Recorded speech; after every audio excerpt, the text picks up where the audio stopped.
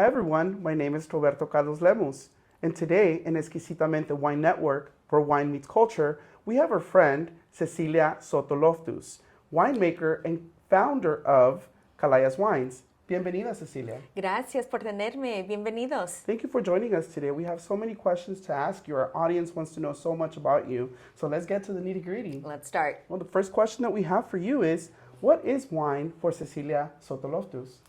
Wine to me means many different things, but most importantly, it means friendship, love of sharing, and transformation.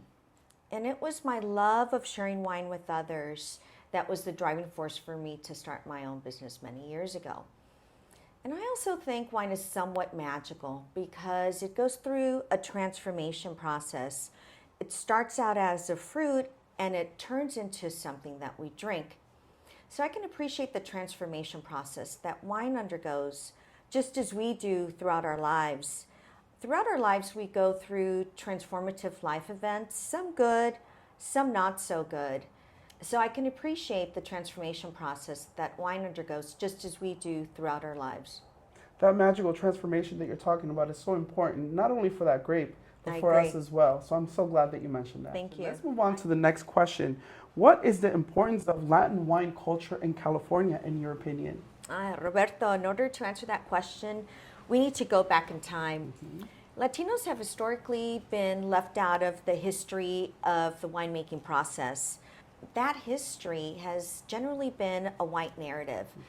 And as Latinos, we are deeply rooted and we're intertwined in the winemaking process. I feel that California wouldn't be a wine country as it is today. Napa Valley would look very different if it weren't for immigrant laborers, and more specifically, Mexican laborers. And now the grandchildren and children of these laborers are now becoming vineyard owners and winemakers. And they're becoming a part of the American dream, of this American dream narrative. As we're increasing in numbers, we're also challenging that stereotype of what a winemaker looks like, of what a vineyard owner looks like. I truly feel in my heart that our work ethic has moved us from being vineyard workers and vineyard laborers, and we moved on to being vineyard owners and winemakers. So we're becoming our own jefes y jefas. And people are now discovering these Latino wine labels, and it's been a wonderful revelation for many. That was such a great answer, and it really, truly shows where we as Latinos stand within that platform. But let's move on to the next question. Tell us, how was Calayas wine born? Good question. My husband and I have always loved sharing wine with other people, and we've always wanted to have a vineyard of our own. Fast forward a couple of decades, we're doing some landscaping, and the landscaping budget was taking on a life of its own. So we looked into planting vines, and actually planting vines were better priced. They were less expensive than planting hedges and bushes, and they also took less water. And that's how the vineyard was born. Most importantly, Calayas is a Native American word that means path. And I truly feel all the paths that I've taken in my life today have led me to produce this wine and have it here for you today. And so delicious, so thank you very much. Gracias. All right, thank you very much for that answer. But we have a very important question. What makes Calaya Wines a good wine? Two words, dos palabras. Love and patience. I love it. Amor y paciencia. Wine is subjective, and it's whatever people want it to be.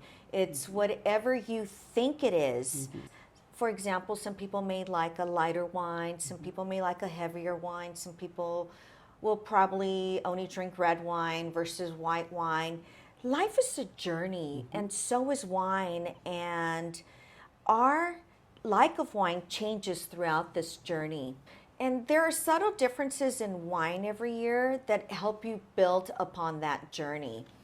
As a winemaker, I need to see what's available to me. I need to be able to figure out how to build this best structure with what I have available to me.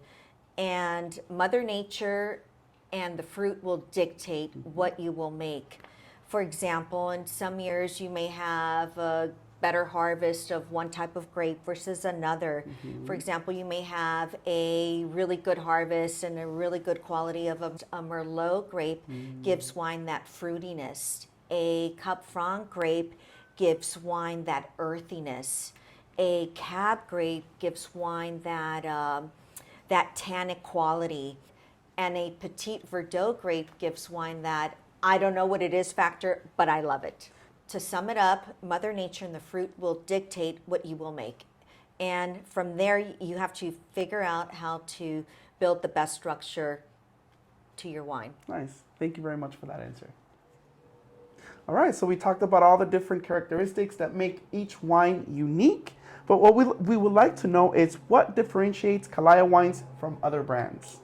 Well, what's unique about my wine, it's that it's 100% Latina owned. All the fruit is from Malibu. It's a Malibu Coast wine. It's a Malibu AVA wine. And 10% of our profits are donated to LA Public Schools, more specifically a junior high school in Montebello. I would also like to touch upon the fact that before the Woolsey fire, there were about 60 vintners in the Malibu coast. And now, after the fire, there's about 45 of us left. And out of those 45, only 4 are women winemakers. And I'm the only Latina making wine in the Malibu coast. Malibu coast wines are scarce and rare, especially mine. Well, thank you for representing us in such a beautiful region of our country. Gracias. Okay, so we've talked a little bit about the history, where your brand is right now, but I would like to hear a little bit what you would like your brand to project. I would like the brand to project award-winning wines. And I feel the accolades that we have so far showcase this. So I think I'm off to a good start.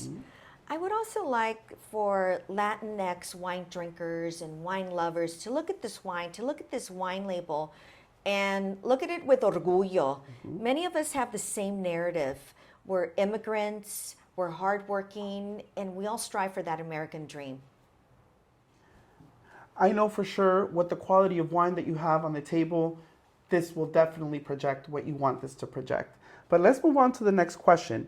In your opinion, what is the current position of women in the world of winemakers? Oh, wow. The wine industry is very male dominated.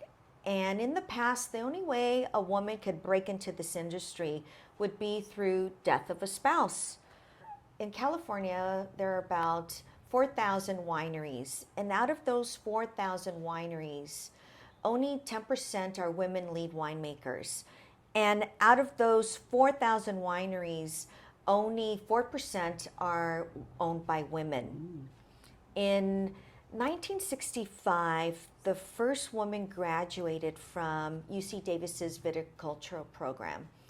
And today women make up about 40 to 50% of that program's student population.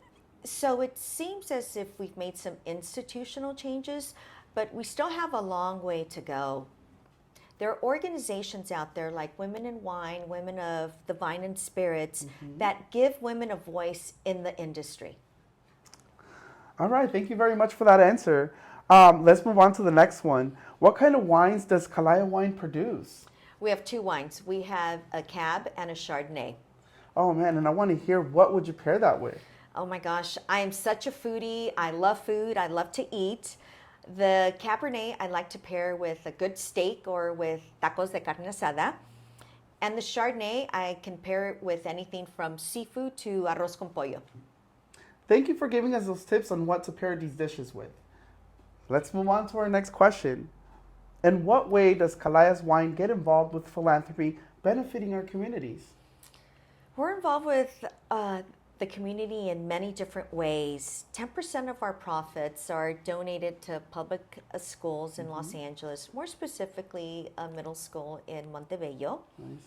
We also participate in Altamed's Food and Wine Festival every year. We hope they bring it back this year. We do I too. hope.